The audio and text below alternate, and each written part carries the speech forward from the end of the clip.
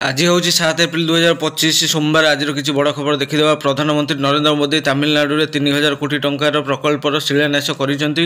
ପ୍ରଧାନମନ୍ତ୍ରୀ ରାମେଶ୍ୱର ରାମନାଥ ମନ୍ଦିର ପରିଦର୍ଶନ କରି ପୂଜାର୍ଚ୍ଚନା କରିଥିବାର ଖବର ମିଳିଛି। ପରବର୍ତ୍ତୀ ଖବର, ଓଡ଼ିଶାକୁ ଆସିବ ଅଧିକ ପୁଞ୍ଜିନିବେଶ। ଦିଲ୍ଲୀ ଗଲେ ମୁଖ୍ୟମନ୍ତ୍ରୀ ମୋହନ ମାଝୀ ଆସନ୍ତାକାଲି ଦିଲ୍ଲୀ ନିବେଶକ ସମ୍ମିଳନୀରେ ଯୋଗ ଦେବେ ଏବଂ ବହୁତ ବଡ଼ ବଡ଼ ପୁଞ୍ଜିପତିଙ୍କ ସହ ଆଲୋଚନା କରିବେ ଏବଂ ମୁଖ୍ୟମନ୍ତ୍ରୀ ମୋହନ ମାଝୀ। ଭାରତୀୟ ଲୋକଙ୍କ ପାଇଁ ଆସିଲା ଖୁସି ଖବର, କମିଲା ଚିଙ୍ଗୁଡ଼ି ଦର। ଆମେରିକା ରାଷ୍ଟ୍ରପତି ଡୋନାଲ୍ଡ ଟ୍ରମ୍ପ ଭାରତ ଉପରେ ଟ୍ୟାରିଫ୍ ଘୋଷଣା ପରେ ଭାରତରେ ଚିଙ୍ଗୁଡ଼ି ଦର 80% ପର୍ଯ୍ୟନ୍ତ ହ୍ରାସ ପାଇଛି।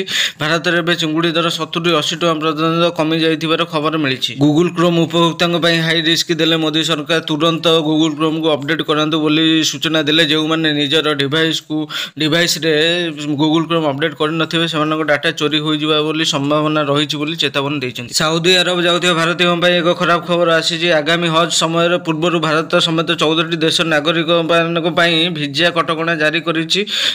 ଜୁନ୍ ଶେଷ ଯାଏ ଭାରତୀୟମାନେ ସାଉଦି ଆରବ ଗସ୍ତ କରିପାରିବେ ନାହିଁ ବୋଲି ଖବର ମିଳିଛି। ବଢ଼ିଲା ରାସନ କାର୍ଡରେ ଇ-କେୱାଇସି କରିବାର ସମୟସୀମା। ଯଦି ଆପଣ ରାସନ କାର୍ଡରେ ଇ-କେୱାଇସି କରିନାହାନ୍ତି ତେବେ ଆପଣଙ୍କୁ ଆଉ ଡରିବାର କିଛି ଆବଶ୍ୟକତା ନାହିଁ, କାରଣ ଏବେ ଆପଣ ଜୁନ୍ 30 ତାରିଖ ଯାଏ ରାସନ କାର୍ଡରେ ଇ-କେୱାଇସି କରାଇ ପାରିବେ। ଏନେଇ ଖାଉଟି କଲ୍ୟାଣ ମନ୍ତ୍ରୀ ସୂଚନା ଦେଇଛନ୍ତି। ପ୍ରଧାନମନ୍ତ୍ରୀ ନରେନ୍ଦ୍ର ମୋଦି ତାମିଲନାଡୁର ପାନାମା ସେତୁର ଉଦ୍ଘାଟନ କରିଛନ୍ତି। ଏହି ଦେଶର ପ୍ରଥମ ଭର୍ଟିକାଲ ଲିଫ୍ଟ ସାମୁଦ୍ରିକ ସେତୁ।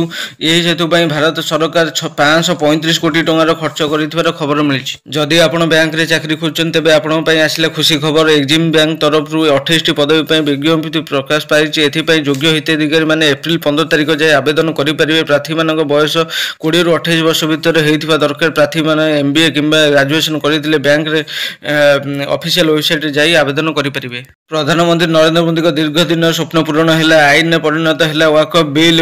ରାଷ୍ଟ୍ରପତି ଦ୍ରୌପଦୀ ମୁର୍ମୁଙ୍କ ମଞ୍ଜୁରୀ ପରେ ଆଇନରେ ପରିଣତ ହୋଇଥିବାର ଖବର ମିଳିଛି। ଭାରତ ପ୍ରଶାନ୍ତ ମହାସାଗର ଅଞ୍ଚଳରେ ହଲଚଲ। 6ଟି B-2 ବମ୍ବର ବିମାନ ସହ 3ଟି ଜାହାଜ ପଠାଇଲେ ଆମେରିକା। ପ୍ରଶାନ୍ତ ମହାସାଗର ଅଞ୍ଚଳରେ ଭାରତ ଚୀନର ବିବାଦ ଲାଗି ରହିଥିବା ବେଳେ ଚୀନକୁ ଟାର୍ଗେଟ କରିବା ପାଇଁ ଆମେରିକା ବଡ଼ ପଦକ୍ଷେପ ନେଇଥିବାର ଖବର ମିଳିଛି। ବିଜେଡି ସୁପ୍ରିମୋ ନବୀନ ପଟ୍ଟନାୟକଙ୍କୁ ଲାଗିବ ବଡ଼ ଝଟକା। ବହୁତ ସଂଖ୍ୟାରେ ବିଜେଡି ବିଧାୟକ ବିଜେପିରେ ମିଶିବେ ବୋଲି ମନ୍ତ୍ରୀ ସମ୍ପଦ ସ୍ୱାଇଁ କହିଛନ୍ତି। ଖୁବ୍ ଶୀଘ୍ର ବିଜେଡି ବିଧାୟକମାନେ ବିଜେପିରେ ମିଶିବା ପାଇଁ ମନ୍ତ୍ରୀ କହିଥିବାର ଖବର ମିଳିଛି। ସୁଭଦ୍ରା ଯୋଜନା ନିୟମରେ ହେଲା କିଛି ବଡ଼ ପରିବର୍ତ୍ତନ। ଜଲ୍ଦି କରନ୍ତୁ ଏହି କାମ, ନଚେତ ଆପଣଙ୍କର ପୂର୍ବରୁ ସୁଭଦ୍ରା ଟଙ୍କା ମିଳିଥିଲେ ମଧ୍ୟ ଆଗକୁ ସୁଭଦ୍ରା ଟଙ୍କା ମିଳିବ ନାହିଁ ବୋଲି ସୂଚନା ଦେଲେ ଉପମୁଖ୍ୟମନ୍ତ୍ରୀ ପ୍ରଭାତୀ ପରିଡ଼ା।